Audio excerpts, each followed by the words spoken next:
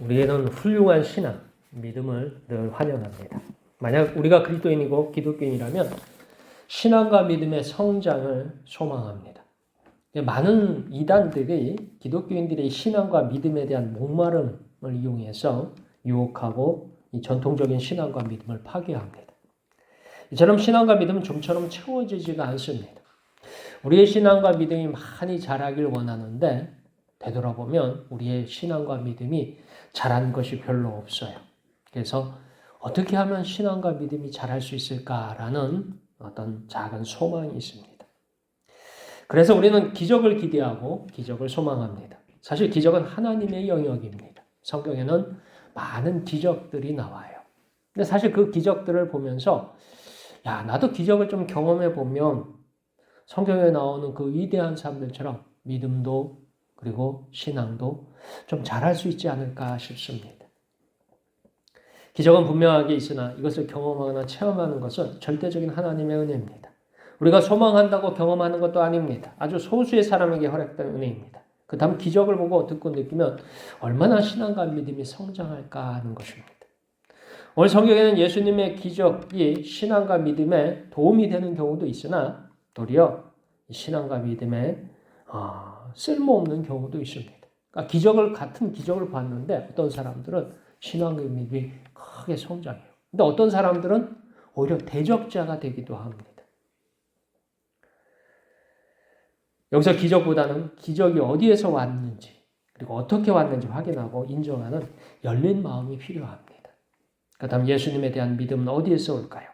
우리 모두 예수님을 받아들인 믿음 갖기를 축원합니다.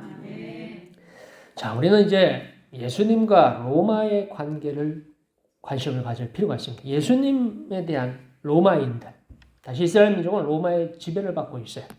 로마의 식민지입니다. 로마가 와서 통치를 하는 그 시절에 예수님이 그 지역에서 태어났고 그 시절에 거기서 복음을 전했어요. 성경에서 처음 예수님이 이 로마의 관계자를 만나는 장소는 예수님의 재판입니다. 그것에서 예수님과 빌라도가 만나고 빌라도는 예수님의 혐의를 찾고자 조사를 합니다. 그리고 빌라도의 결론은 예수님의 무죄를 확인하고 풀어주려고 합니다. 그러니까 예수님에 대한 여러 가지 고발건. 고발건은 간단해요. 예수가 뭐냐면 로마의 지배에 대해서 반역을 꾀하는, 반란을 꾀하는 사람이다라는 거예요. 그래서 유대인 지도자들이 예수를 잡아서 로마인인 빌라도의 법정에 세웠습니다.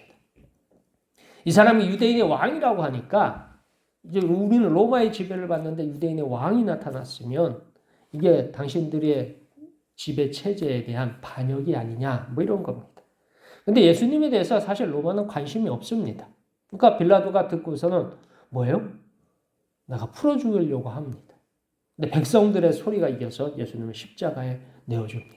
그러니까 예수님은 그냥 정치적으로 로마의 위협이 되거나 위협이 되지 않거나 이런 것에 대해서 예수님은 전혀 관계가 없었어요. 다만 정치적으로 쓰임새를 판단했을 뿐입니다. 우리 다 함께 45절부터 48절까지 말씀 읽겠습니다. 45절부터 48절까지 말씀 함께 읽겠습니다. 시작. 마리아에게 와서 예수께서 하신 일을 본 많은 유대인이 그를 믿었으나 그 중에 어떤 자는 바리새인들에게 가서 예수께서 하신 일을 알리니라. 이에 대제사장들과 바리새인들이 공회를 모으고 이르되 이 사람이 많은 표적을 행하니 우리가 어떻게 하겠느냐. 만일 그를 이대로 두면 모든 사람이 그를 믿을 것이요 그리고 로마인들이 와서 우리 땅과 민족을 빼앗아 가리라 하니. 아멘. 자, 요한복음 11장은 나사로의 죽음과 나사로의 부활입니다. 이거 나사로의 여동생이었던 마리아를 이게 와서 유대인들이 예수님께서 나사로를 살리는 것을 봤어요. 그러니까 이게 그러니까 이제 아주 가까운 거리죠. 한 2km 떨어져. 그러니까 예루살렘 근처에 있는 동네에서 이 나사로라는 사람이 죽었고 그 나사로가 무덤에 장사되었다가 예수님이 와서 그 나사로를 살렸어요. 그러니까 예루살렘에 소문이 다 퍼졌습니다. 뭐라고요? 베다니에 사는 나사로가 죽었다가 어떻게 했다고요? 살아났다. 아무튼 그 장례식에 왔던 사람들이 그 장례식장에서 죽어있는 나사로가 살아나는 것을 보고서 어떻게 했다고 나와요? 많은 유대인들이 그를 믿었으나, 자, 본 사람들이 믿었어요. 예수님이 누구시라고요? 우리에게 구원자시다. 우리에게 뭐예요? 천국을, 영생을 주실 분이시다. 그리스도시다 하는 거예요. 우리가 기다리는 그 메시아가 예수님이다라고 믿었어요. 자, 그 중에 어떤 자는 바리새인들에게 가서 예수님께 하신 일을 알립니다. 야, 예수님께서 이런 위대한 일, 이런 엄청난 일을 하셨습니다라고 알리니까, 자, 우리가 이제 그 소식을 들어서 예수님께서 기적을 행하신다. 아까 이 이스라엘 땅이, 예수님 시절에 이스라엘 땅에는 예수님이 기적을 하도 많이 행하니까 예수님이 기적 행하는 게 소문이 다 났어요. 가지고 병이 있는 자마다, 아픈 자마다 예수님을 찾아서 많이 찾아옵니다. 그 아픈 자들 예수님이 고쳐나가요. 근데 자기들 눈 앞에서 죽은 자가 살아나는 걸 봤어요. 그러니까 예수님을 믿게 됐어요. 그래서 바리새인들한테 가서 예수님이 하신 일을 전했습니다. 예루살렘의 이제 지도자들, 통치자들이죠. 그 사람들한테 전했는데, 그 사람들은 반응이 달라요. 같은 예수님의 기적을 봤는데 어떤 사람들은 예수님을 믿고 어떤 사람들은 뭐예요? 예수님에게 더욱 적대적이 되는 거예요. 그래서 이 대제사장과 바리새인들이 공회를 모으고, 이 공회라는 건 당시에 뭐 오늘날 따지면 정확하게 예루살렘에 있는 공회는 사내들인 공회, 오늘날 따지면 우리나라 대한민국 국회 비슷한 거예요. 이 국회를 모으고서 임시국회를 열었어요. 임시국회를 열어가지고 회의를 합니다. 회의를 하는데 회의의 내용이 이런 거예요. 어떤 내용은 48절에 보면 백성들이 예수님을 믿고 따른다는 거예요. 그냥 믿고 따르는 게 아니라 진짜 열심히 믿고 따른다는 거예요. 만일 그들을 이대로 두면 모든 사람이 그를 믿을 것이다라는 거예요. 그러니까 현재 상태로 계속 시간이 지나면 이스라엘은 백성들이 누구를 믿을 거라고요? 예수님을 믿을 거라는 거예요. 그건 이 사람들이 판단할 적에, 이 사람들이 이렇게 여론이나 흐름을 봤을 적에 맞는 것 같아요. 예수님의 그 지혜, 예수님의 권능, 예수님이 가지고 있는 백성들을 향한 어떤 사랑, 이 모든 것들이 백성들이 볼 적엔 야, 이분은 우리의 메시아가 될 만하다라고, 이분은 우리 하나님께서 세우신 그리스도가 될 만하다라고 믿게 될 거라는 거예요. 다 따르게 될 거라는 거예요. 그게 1번이에요. 자, 근데 2번, 이들이 주장한 또 다른 게 있어요. 그리고 로마인들이 와서 우리 땅과 민족을 빼앗아가리라. 이건 왜 여기 붙었는지 모르겠어요. 자, 이미 식민지 지배를 당하고 있습니다. 로마가 식민지 지배를 당하고 있는데 그 식민지 지배를 당하는 모든 사람들이 예수님을 믿고 따를 거다라는 것이 1번이었어요. 식민지 지배에서. 자, 그러면 두 가지 중에 하나죠. 예수님이 식민지 백성들의 같은 민족의 지도자가 됐어요. 그러면 예수님이 뭘 할 수 있어요? 그래가지고 독립운동을 할 수 있죠. 근데 출애굽기를 보세요. 출애굽기에 보면 어떻게 하냐면 이스라엘 민족이 400년 동안 이집트에 뭐로 있어요? 노예로 있어요. 근데 그 노예가 된 이스라엘 민족이 이집트의 노예로 사는 400년 만에 누가 나타났어요? 모세라는 사람이 나타났어요. 위대한 지도자 모세가 나타났을 적에 백성들이 모세의 말을 듣고 무엇을 했습니까? 이집트를 탈출했어요. 그래서 출애굽기잖아요. 그리고 이스라엘의 자유를 얻고 이스라엘 민족이 생겨나고 이스라엘이 가나안 땅까지 가서 한 나라, 한 민족을 이루고 자유를 얻습니다. 그게 출애굽기의 역사예요. 이스라엘 민족이 가지고 있는 역사적인 전통이에요. 자, 똑같은 상황이에요. 로마의 식민지 지배를 받고 있는 이스라엘 민족, 이스라엘 백성. 그 이스라엘 백성들이 이대로 가면 누구를 다 따를 거라고요? 예수님을 따를 거라는 거예요. 그럼 예수님이 그 다음에 무엇을 할 것이냐라는 것은 아직 밝혀졌어요? 안 밝혀졌어요? 안 밝혀졌어요. 그런데 이 대제사장과 바리새인들이 하는 얘기가 뭐냐면 로마인들이 와서 우리 땅과 민족을 빼앗아가리라. 누구에게서 빼앗아간다는 거예요? 누구에게서? 이미 로마의 지배를 받고 있는데 누구에서 빼앗아요? 이건 간단해요. 지금 뭐냐면 로마가 지배하지만 그 로마와 붙어서 백성들을 지배하고 땅을 지배하는 사람들이 있어요. 그게 바로 예루살렘 대제사장과 바리새인들이에요. 어떻게 보면 로마의 협력자로서 지배하는데. 그런데 그것을 빼앗아간다. 누구에게서 빼앗아가요?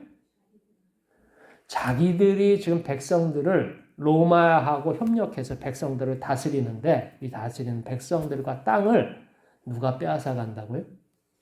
로마인들이 와서 뺏어가시다. 그러니까 이런 거예요. 뭐냐면 이 이스라엘 민족을 잘 통치를 못한 거야. 대제사장 바리새인들이. 그래서 누구한테 다 뺏긴 거예요? 예수한테 뺏긴 거예요. 그러면 로마인들이 와가지고 다시 뺏어갈 거다라는 거예요. 그러니까 우리가 지금 통치를 잘못해가지고 이들이 예수님을 따라가면 다 빼앗길 거다. 뭐 이렇게 주장하는 겁니다. 사실 이거는 악랄한 계략입니다. 앞뒤를 이렇게 붙일 이유가 없어요. 예수님이 백성들이 예수님을 따를 거라는 것은 사실이에요. 근데 뒤에 와서 로마인들이 뭐냐면 땅과 민족을 빼앗아가리라라는 것은 전혀 이거하고 상관이 없어요. 그러니까 앞에 원인과 결과가 이렇게 이런 일이 발생해서 이런 일이 이루어진다. 이런 게 아니라 자기들이 원하는 것들을 갖다 뒤에다가 짜맞춘 거예요. 자기들이 원하는 것. 이게 뭐냐면 유대인들이 이스라엘을 지배하는데 이 예루살렘의 지도자들이 이스라엘 민족을 지배하는데 부담스러운 게 두 종류가 있습니다. 대제사장과 바리새인들이 이스라엘 민족을 다스려요. 근데 누구 밑에서 다스리는 거예요? 로마인 밑에서 로마와 협력하면서 다스려요. 로마인들이 이 대제사장과 바리새인들이 이스라엘 민족을 다스리는 것을 일부 허락을 했어요. 그래서 로마인하고 협조하에 이제 이스라엘 민족을 다스리는 거예요. 근데 유대인 이 현재 대제사장과 바리새인들의 입장에서는 뭐냐면 로마인들은 이방인이고 자기들의 지배자예요. 근데 그들은 사실은 별로 좋아하지 않아요. 대다수 이스라엘 사람들, 이스라엘 백성들은 로마의 지배를 거절합니다. 독립운동을 할 정도로 아주 강한 반감을 가졌어요. 대다수의 백성들은 로마의 지배에 의해서 아무튼 엄청난 수탈을 당하기 때문에 굉장히 반감을 가지고 있습니다. 그래서 이 로마에 협조하는 이 예루살렘 유대인에 대해서도 그렇게 좋아하지 않아요. 그들이 하는 짓에 대해서 그렇게 썩 달가워하지 않아요. 왜냐하면 일종의 이민족, 로마의 협력자고 로마의 앞잡이입니다. 자, 그 다음에 유대인들이 또 이스라엘 민족을 다스리는데 이제 어려운 이유 중에 하나는 예수님과 예수님을 따르는 사람들입니다. 백성들이 유대인 지도자들과 예수님 중에 누굴 더 좋아해요? 예수님을 더 좋아해요. 그러니까 이대로 가면은 자기들이 이스라엘 민족을 다스린다고 생각했어요. 율법으로 다스리고 대제사장이란 직분으로 다스리고 전통으로 다스린다고 생각했는데 백성들이 이제 예수님을 더 따르게 되면 대제사장들의 지배에서 떠날 거 아니에요. 그러니까 자기들이 가지고 있는 권리, 자기들이 가지고 있는 기득권이라고 하죠. 이것을 이제 빼앗기게 되는 거예요. 그래서 유대인들이 생각할 적에 가만히 생각해 보니까 방법이 뭘까 해서 생각난 게 뭐냐면 예수님과 로마가 싸운다면 자기들은 로마의 협력자로서 더 많은 이권을 챙길 수 있습니다. 그래서 예수님을 뭐예요? 로마 빌라도의 법정에 내주잖아요. 뭐라고 내줘요? 이 사람이 반란자입니다. 내줘요. 그러면서 로마에게는 뭐예요? 우리가 당신들의 이런 협조자입니다. 우리는 당신들에게 이렇게 잘 협조하고 있습니다. 라는 것을 보여주는 거예요. 로마에게는. 그래서 예수님을 내주잖아요. 자, 백성들에게는요. 우리가 믿고 따랐던 우리의 선지자, 우리가 믿고 따랐던 우리가 하나님 보내주셨던 그 메시아를 로마가 죽였어요. 그럼 백성들 입장에서는 환영할까요? 분노할까요? 분노해요. 그러니까 백성들은 로마에 항거하잖아요. 분노하고 거기에 대해서 항거하고 저항할 거예요. 그것을 이 바리새인과 대제사장들은 보고서 그것을 이용하려고 합니다. 이용할 방법은 많아요. 백성들의 분노를 이용하려고 합니다. 이게 유대인들이 예루살렘 지도자들이 꾸민 악한 계략입니다. 로마인들 손에 예수님을 죽임으로 어려운 두 가지 문제를 쉽게 해결할 수 있습니다. 어떻게 보면 정치적인 책략이에요. 책략. 오늘날 우리나라 정치판에서도 이런 책략들을 많이 씁니다. 이런 책략들을 의외로 많이 써요. 일종의 EJ, 오랑캐를 잡는 아주 정치적인 술수입니다. 오늘날도 이런 종류의 악한 생각과 노력이 수시로 사용됩니다. 우리는 깨어서 밝은 눈으로 세상을 보시길 축원합니다. 진리가 너희를 자유케 하리라 했어요. 안 그러면요, 세상 사람들 이용당하기 딱 좋아요. 오늘 이 대제사장과 바리새인들이 백성들이 예수님을 믿고 따르는 것을 이용하려고 합니다. 자, 우린 두 번째는 하나님은 악한 자도 사용하십니다. 우리는 하나님의 능력을 축소하거나 오해하는 경우가 있습니다. 하나님의 능력은 무한하십니다. 그렇게 하나님께서 사용하시는 방법, 사람을 사용하시는 방법은 우리의 생각을 사실은 넘어섭니다. 우리는 쉽게 생각해요. 하나님은 선한 사람에게는 축복을 하시고 악한 사람에게는 심판을 하신다 생각해요. 하나님은 믿음이 있는 사람에게는 뭐예요? 복을 내리시고 믿음이 없는 사람에게는 뭐예요? 심판을 하신다 이렇게 생각해요. 이게 편하게 생각하는 방법이죠. 그러나 하나님은 선한 사람은 선한 대로요, 악한 사람은 악한 대로 사용하십니다. 자, 그래서 우리는 어떻게 쓰임받느냐가 중요하냐 하는 거예요. 우리는 선한 방법으로 쓰임받으시길 주의 이름으로 축원합니다. 함께 49절에서 52절까지 말씀 읽겠습니다. 49절에서부터 52절까지 말씀 함께 읽겠습니다. 시작.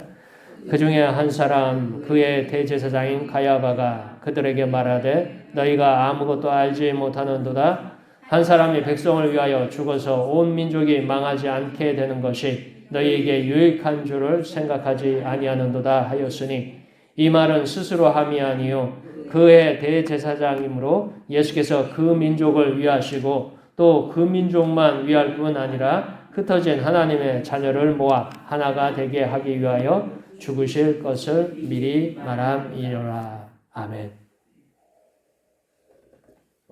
자, 예수님을 죽이기로 모인 작당한 모임에서 대제사장이 참석합니다. 그해 대제사장. 그러니까 이스라엘 중에서 가장 힘 있는 사람이에요. 그가 참석해서 하는 말이 이 대제사장이 이상한 이유를 대해 예수님을 죽이려고 합니다. 이유는 모든 이스라엘 민족이 죽는 것보다 왜 이스라엘 민족이 죽는다고 생각했는지 모르겠어요. 자기들 생각에는 이대로 가면 이스라엘 민족이 다 죽을 것 같다는 거예요. 예수님같이 능력 없고 자격 없고 별 볼 일 없는 사람이 우리 민족의 지도자가 되면 우리 민족은 어떻게 해요? 다 망한다고 생각했는지도 몰라요. 그게 더 정확할 것 같아요. 왜냐하면 예수님을 뭐라고 불렀냐면 나사렛 예수라고 불렀어요. 나사렛이 좋은 동네예요? 나쁜 동네예요? 시골 깡초네, 깡초. 만약에 예수님이 저 베들레헴 예수나 예루살렘 예수였으면 다 쌍수를 들고 환영했을 거예요. 근데 저게 뭐냐면 시골 깡촌 어디 구석에 있는지도 모르는 그 나사렛 출신 예수니까 사람들이 나사렛 예수라고 불렀어요. 그 별 볼 일 없는 동네 나사렛. 그래서 하는 말이 나사렛에서 무슨 선한 것이 나겠느냐라는 게 사람들의 중요해요. 무슨 선한 것이 나겠느냐, 선한 것이 날 수 없는 동네에서 태어난 예수라는 소리예요. 그 말은 뭐예요? 자격이 없다 이런 소리예요. 똑똑하지도 않고 능력도 안 되고 아무리 봐도 뭐예요? 쓸데없고 쓸모없는 자가 예수라는 뜻이에요. 그 사람이 우리의 지도자가 된다고 생각해 보세요. 나는 똑똑한 사람이고 잘난 사람이고 부유한 사람, 힘 있는 사람이에요. 근데 어느 날 보니까 나보다 못난 놈이 내 머리 위에 쓰려고 해. 그러면 인정하겠어요? 못하겠어요? 그걸 못하는 거예요. 그걸 못하는 거예요. 그러니까 이제 대제사장이 하는 소리가 뭐냐면 그 사람이 지도자가 되고 모든 민족이 죽는 것보다는 누가 죽는 게? 한 사람의 희생양을 삼아서 나머지 사람이 사는 것이 좋지 않냐 하는 거예요. 그러니까 뭐 다수를 위해서 소수의 희생, 정치인들이 많이 쓰는 얘기죠. 여러 사람이 희생당하는 것보다 소수가 희생당하는 게 훨씬 좋지 않느냐 하는 법. 사실 대제사장은요, 죄인을 죽여서 의인을 살려야 한다는 소리를 해야 합니다. 그리고 무죄한 사람의 억울한 죄를 희생당하지 않도록 지키는 의무를 해야 합니다. 심지어 대제사장은 하나님의 뜻이 무엇인지를 찾았어야 돼요. 자기는 대제사장이면 기적도 행하지 못하고 아무것도 못해요. 그냥 뒤에서 사람들 모아가지고 수근수근 해가지고 사람 모함하고 사람을 갖다 죽이려고 하는 짓에 앞장설 뿐이지 무엇인가 의미 있는 것을 할 수 있는 사람이 아니에요. 근데 예수님은 뭐예요? 죽은 자를 살리시는 분이에요. 병든 자를 고치시는 분이에요. 그가 가르치는 성경은 권위 있는 말씀이에요. 사람을 감동시킬 수 있는 분이세요.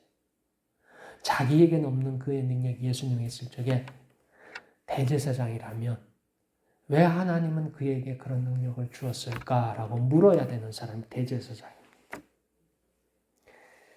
근데 다만 대제사장은 의인, 무죄한 사람에 대한 생각은 없고 한 사람이 희생해서 나머지 사람이 사는 길을 제시했다는 그 희생해야 하는 사람이 예수님일 뿐입니다. 예수님의 의로움과 무죄함과 상관하지 않습니다. 진실로 악한 사람입니다. 그런데 하나님은 이러한 악한 사람의 생각을 통해서 예수님의 희생을 원하십니다. 왜 예수님이 죽어야 하느냐 하는 건 인류를 구원하기 위해서예요. 모든 사람의 죄를 대신해서예요. 그런데 대제사장은 뭐예요? 인류를 구원하기 위해서, 모든 사람 살리기 위해서 예수님이 죽어야 되는 게 아니라 한마디로 자기들의 악한 생각을 위해서, 자기들의 목적을 위해서 죽어야 된다고 생각합니다. 우리는 그렇게 생각할 수 있어요. 하나님은 어떻게 그럴 수 있는가? 하나님의 정의, 공의를 의심할 것입니다. 그럼에도 하나님은 악한 사람조차 사용할 수 있는 전능하신 분입니다. 일찍이 성경에는요, 악한 자를 사용하신 전례가 많습니다. 하나님은 의로운 사람, 믿음 있는 사람, 신앙 좋은 사람만 쓰는 분이 아니에요. 하나님은 악한 사람, 멸망할 사람, 심판받을 자도 하나님은 사용을 하셔요. 그래서 이 사람들을 통해서 하나님이 뜻을 이루십니다. 그 하나가요, 이집트 왕 바로입니다. 여러분 출애굽기에 보면 나오는 그 이집트 왕 바로. 우리 다 함께 로마서 9장 17절에서 18절까지 말씀 찾으시겠습니다. 로마서 9장 17절에서부터 18절까지 말씀. 신약성경 252쪽입니다. 네, 함께 읽겠습니다. 시작. 성경이 바로에게 이르시되 내가 이 일을 위하여 너를 세웠으니 곧 너로 말미암아 내 능력을 보이고 내 이름이 온 땅에 전파되게 하려 함이라 하셨으니 그런즉 하나님께서 하고자 하시는 자를 긍휼히 여기시고 하고자 하시는 자를 완악하게 하시느니라. 아멘. 자, 여러분이 출애굽기를 보면 하나님께서 10가지의 기적을 행해서 이스라엘 민족을 이집트에서 탈출시켰네요. 자, 그 10가지의 기적. 위대한 기적이죠. 근데 그 10가지의 기적을 하나님 대신에 행하는 사람이 누굽니까? 하나님이 누굴 시켜서 그 10가지의 기적을 이루셔요? 모세를 통해서 일으키셔요. 이스라엘 민족에게는 굉장한 은혜죠. 이스라엘 민족을 위해서 하나님께서 이렇게 10가지 기적을 만드셔서 하나님의 살아계심과 역사하심과 하나님의 영광을 드러냈어요. 자, 반대로요. 출애굽기에서 이 10번의 기적을 당한 사람이 있어요. 한 대만 기싸대기를 맞아도 기분이 나쁜데 몇 대나 맞았어요? 10대나 쳐맞은 사람이 있어요. 누가 그렇게 기적을 당했어요? 네, 바로 이집트의 지배자였던 바로는 그러니까 하나님의 그 기적을 당했어요. 기적을 행한 게 아니라 뭘 했다고요? 당했어요. 그가 멍청해서도요, 능력이 없어서도 아닙니다. 그는 이집트라는 나라를 통치하기 위해서 어린 시절부터 제왕학을 공부해요. 권모술수를 공부해요. 백성을 다스리는 방법을 공부해요. 그래서 여러분들이 생각할 적에 여러분들이 일반 우리나라 공교육에서 가르치는 여러 가지 학교를 통해서 초등학교, 중학교, 고등학교, 대학교를 통해 가지고서 가르치는 교육에 있잖아요.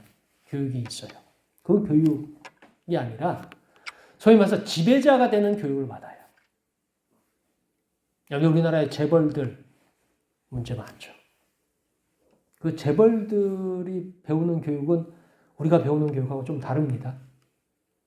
옛날부터 이 귀족들, 재벌들, 옛날부터 힘 있는 사람들이 배웠던 교육은 좀 달라요. 저도 그게 궁금해가지고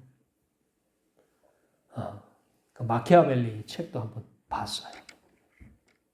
마키아벨리 책을 보니까 뒤통수 맞는 일이 벌어졌어요. 깜짝 놀랐어요. 왕들이 어떻게 배웠느냐 했을 적에 배우니까 거의 그런 것들이 많아요. 지배자는요, 아무리 약속이 필요할 땐 약속을 해주라는 거예요. 10번이고 약속을 해주래요.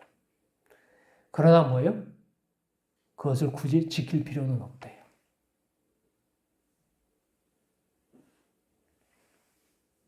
우리는 학교에서 어떻게 배워요? 약속을 했으면 어떻게 하라고 배워요? 지키라고 배우잖아요. 약속했으면 지키라고 배웠는데 이 지배자들한테는 가르칠 때 뭐라고 하냐면 약속을 많이 해줘도 굳이 뭐예요? 자기에게 손해가 나거나 필요가 없으면 지킬 필요가 없다라고 가르쳐요. 그런 것들이 이렇게 그런 식으로 가르쳐요. 그러니까 우리가 우리 일반인들, 백성들이 배우는 것과 위에 있는 지배자들이 배우는 건 다릅니다. 백성들의 일반적인 공교육, 시민교육의 특징은 뭐냐면 이 사회를 밑바닥을 지탱해 줄 수 있도록 훈련을 시키는 거예요. 그래서 그렇게 훈련을 시키고 위에 지배자들은 그 훈련된 사람들을 쓸 수 있도록 또 다른 교육을 가르쳤어요. 그 교육을 받은 게 이제 바로입니다. 제왕을 교육받았어요. 그 바로가 멍청하냐? 멍청하지 않아요. 그는 10번의 약속을 했다가 10번의 약속을 지켜요? 안 지켜요? 안 지키잖아요. 이 제왕학의 의미예요. 약속이 필요하면 약속을 해주지만 지킬 필요가 있다 없다? 없다. 제왕학에 배운 대로 한 거예요. 모세가 와가지고 하니까 이 녀석들이 이제 뿔나고 승났으니까 좀 타협을 해가지고 좀 숨을 죽이고 얘네들이 좀 그걸 하기 위해서 약속을 지켜줘요. 약속을 해요. 그래놓고는 돌아서서는 어떻게 해요? 걷어차버리잖아요. 그래가지고 10번의 기적을 어떻게 해요? 당하잖아요. 그리고 마지막에는 뭐예요? 홍해에서 이집트 군과 함께 멸망합니다. 홍해까지 쫓아가서 혈관에 빠져 죽습니다. 죽었는지 살았는지 모르지만 성경 스토리상 봐서 빠져 죽었을 것 같아요. 자, 하나님은 악한 자는 악한 날에 적당하게 하셨습니다. 오늘 성경에서 하나님께 세움을 받았다는 이 거룩한 대제사장. 대제사장 하나님께 세움을 받았다고 이스라엘 민족이 다 믿었어요. 그래서 대제사장 스스로도 나는 하나님께 세움받은 사람이다 라고 생각했어요. 근데 그가 한 일은 선한 일을 했어요? 악한 일을 했어요? 악한 일을 했어요. 그는. 아니, 하나님께 세움받은 대제사장이 선한 일로 쓰임받는 게 아니라 악한 일로 쓰임받습니다. 하나님의 아들 예수 그리스도의 대적자가 돼서 그 예수를 십자가에 못 박도록 부추기고 계획하고 그것을 꾸미고 그것을 완성시키는 일을 하나님의 종이라는 이스라엘 중에 딱 한 명 있는 그의 대제사장이 앞장서서 그 일을 합니다. 스스로는 하나님을 위해서, 스스로는 믿음을 위해서, 스스로는 이 민족을 위해서, 스스로는 이 나라를 위해서 하나님의 거룩한 분을 받은 나 대제사장이 이 일을 하노라 했지만 실상은 뭐예요? 하나님의 대적자가 되고 하나님의 악한 일을 하고 심판받을 일을 하고 있습니다. 정말로 이런 모습은 경계하고 경계해야 합니다. 특별히 우리 교회 신앙인들은 특별히 경계를 많이 해야 돼요. 우리는 스스로 하나님을 위해서 일한다고 생각할 수 있지만 훗날 악한 일에 충동되어 쓰였다면 얼마나 두렵습니까? 나는 하나님을 위해서, 나는 교회를 위해서, 나는 신앙을 위해서 목숨 걸고 싸운다고 싸웠던 많은 사람들이 있는데 진실로 나중에 하나님 앞에 갔을 적에 내가 하나님을 위해서 한 것이 아니라 사단을 위해서, 악을 위해서, 죄를 위해서 네가 싸웠다라고 판결받으면 그는 얼마나, 그의 인생이 얼마나 비참할까요? 혹시 우리도 주의해야 합니다. 우리 모두 하나님의 영광을 위해서 쓰임받기를 축원합니다. 자, 오늘 성경에서 예수님을 죽이려는 공식적인 활동이 이제 시작됩니다. 바로 대제사장의 명령을 따라서 일사불란하게 일어납니다.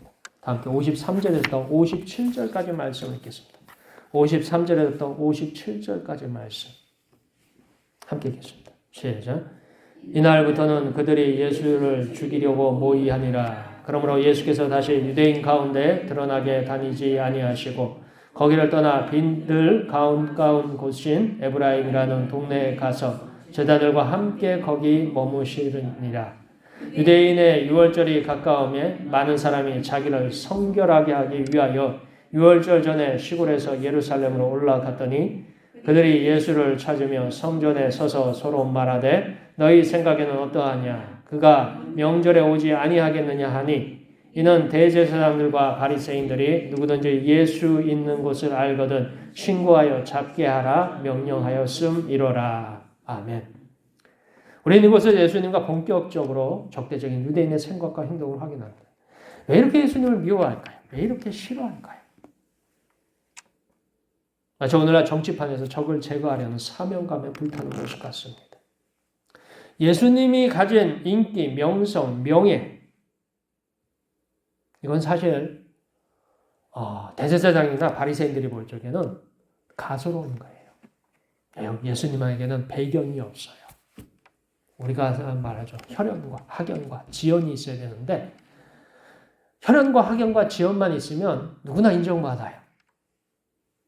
그 사람이 뭐예요? 훌륭한 집안의 사람이에요. 아주 우리나라 알아주는 집안 사람이에요. 그 사람이 재벌 집안 사람이다 하면은 함부로 해야 안 해요. 우리나라에서 함부로 안 해요. 그래서 뭐 자기가 재벌 집안의 사람이다 해가지고 사기치는 사람들 많아요. 자, 혈연. 두 번째 뭐예요? 학연. 그래서 우리나라 사기꾼들이 주장하는 게 뭐예요? 뭐 서울대 출신이다. 서울대 나왔다. 또는 어디에요? 해외, 외국에 유학 갔다 왔다. 하면서 그러면서 사기꾼들이 그렇게 나오잖아요. 세 번째 뭐예요? 지연. 내가 어디 출신이야? 어느 동네 출신이야? 내가 그래서 우리 옆집에 누가 살았어? 우리 옆집에 국회의원이 있었어. 우리 옆집. 내가 그 아저씨 잘 알아 하면서. 근데 예수님의 이견은 없어요. 그러니까 예수님이 백성들의 인기나 명성이나 명예, 예수님의 능력은 차차 나머지 걸 볼 때 별 볼일 없습니다. 그래서 그랬는지 모르지만 예루살렘에 있는 지도자들이 이 넘지 말아야 할 선을 넘었습니다. 예수님을 통해서 일어난 일이 하나님께로부터 왔는지 사람에게서 왔는지 확인조차 하지 못합니다. 대제사장이 하나님께로부터 마음이 떠났으며 눈이 멀었고 귀가 닫혔습니다. 이제는 멸망하는 자리를 찾아드는 불나방 같습니다. 마치 하나님이 없는 것처럼 행하는 유대인을 보면서 심판받을 세상을 확인합니다.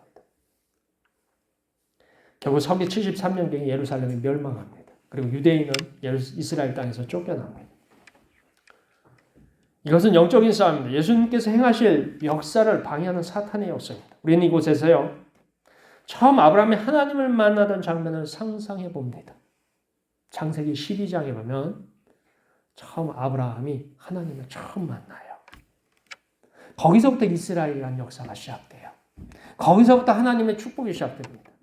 처음 아브라함은 75세의 나이에 하나님을 만나면서 위대한 축복의 조상이 되고 위대한 민족이 되었습니다. 하나님의 축복은 아브라함을 일개 촌부에서 위대한 영적 지도자로 만들었습니다. 이것이 이스라엘의 시작입니다. 이것이 하나님께서 주신 신앙이고 믿음이고 첫사랑입니다. 그러나 세월은 흘렀고요. 세상에 물들었습니다. 그렇게 아브라함의 후손은 하나님의 역사를 마음에 두지 않고요. 눈으로 발견하지 못하고 귀로도 듣지 못합니다. 오늘날 우리도 유대인처럼 될까 봐 두려워해야 합니다. 유대인처럼 될까 봐 두려워해야 돼요. 한국교회가 크게 부흥했다가 자꾸 꺾여서 내려가고 있어요. 왜 내려갈까? 왜 내려갈까? 다들 궁금해해요. 그래서 지금 뭐 목사님들은 이렇게 좀 모이면 무슨 회의를 하고 무슨 세미나를 하고 뭘 하고 막 교육도 하고 외국에 나가서 보기도 하고 여기서 저기 전문가를 모셔다 놓고 찾고 찾아요. 왜 교회가 이렇게 내리막일까? 왜 교회가 문제가 이렇게 많을까? 이 방법도 동원하고 저 방법도 동원하고 사방에서 방법을 많이 동원합니다. 그런데 과연 우리도 처음 믿음으로 살고 있는가? 아니면 유대인처럼 마음이 떠났고 눈이 멀었으면 귀가 닫힌 것이 아닌가 살펴야 합니다. 근데 최근에 보면은 우리 처음 예수 믿었던 그때 믿었던 사람들만 하지 못해요. 뭐에 대해서 하지 못하냐? 하나님 앞에 진실하지 않아요. 우리 선조들, 우리 이 땅에 복음을 처음 전했던 그 사람들이 믿었던 만큼 하나님 앞에 진실하지 않습니다. 왜 그럴까 생각할 때 우리가 너무 부유해진 것 같아요. 너무 잘 살게 된 것 같아요. 가진 게 너무 많은 것 같아요. 아브라함은 가진 게 없었을 적에요. 하나님 말씀을 들어서 자기의 모든 것을 다 포기하고 하나님을 따랐습니다. 오늘 서경에 나오는 예루살렘의 지도자들은요. 다 가진 사람들이에요. 그렇기 때문에 자기 눈앞에 왔던 구주, 예수님, 메시아도 알아보지 못했습니다. 그래서 스스로 망하는 길에 악에 앞장서서 악을 행하는 일에 앞장섰습니다. 우리는 한국교회가 이렇게 문을 닫고 내리막길에 섰을 적에 우리는 과연 첫사랑, 처음 아브라함에 따랐던 그 믿음, 그 신앙을 우리는 다시금 되돌아봐야 됩니다. 내가 처음 믿었던 그 예수님, 내가 처음 따랐던 그 신앙이 지금도 그 길을 가고 있는 건지 아니면 우리도 여기 성경에 나온 예루살렘의 유대인들처럼 변했는지 확인해 볼 필요가 있습니다. 우리가 믿는 주님은요, 구원과 영생을 베푸시는 분이십니다. 그분은 언제나 우리를 부르고 계셔요. 그분은 언제나 우리에게 축복하고 계시는 분이에요. 그분은 아브라함에게도 축복하셨던 것처럼, 다윗에게도 축복하셨던 것처럼, 우리보다 수십 년 전 먼저 믿었던 우리의 이 땅에 있는 믿음의 선조들을 축복하셨던 것처럼 똑같은 동일한 축복을 우리에게 하실 수 있는 분이에요. 그분은 변하지 않았는데 그분의 교회는 변한 것 같아요.